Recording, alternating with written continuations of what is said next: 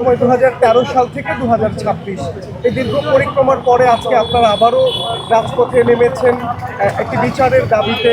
এটা আসলে কতটুকু ফলপ্রসূ হবে বলে মনে করছেন?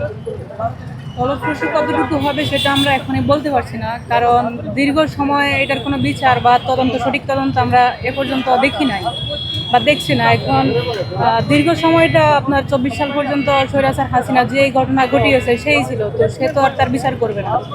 সে যাওয়ার পর অভ্যুত্থানের মাধ্যমে যে অন্তর্বর্তীকালীন সরকার আসছে, আমরা আশা করছিলাম যে অন্তত অন্তর্বর্তীকালীন সরকার এটার বিচার বা তদন্ত শুরু করবে।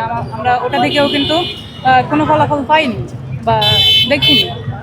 এরপর অন্তর্বর্তীকালীন সরকার নির্বাচন দিয়ে এখন আমাদের যে নির্বাচিত সরকার আসলো, ওই সরকারের তরফ থেকেও আমরা এই গণহত্যা নিয়ে এ পর্যন্ত কোনো তৎপরতা দেখিনি, তদন্ত অথবা বিচারের দাবিতে।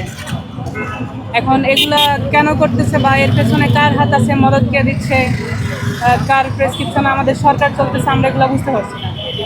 তবে ফলপ্রসূ কতটুকু হয় আমরা সেটা যেহেতু জানি না, কিন্তু আমরা এর বিচারের দাবিতে অনড় থাকবো।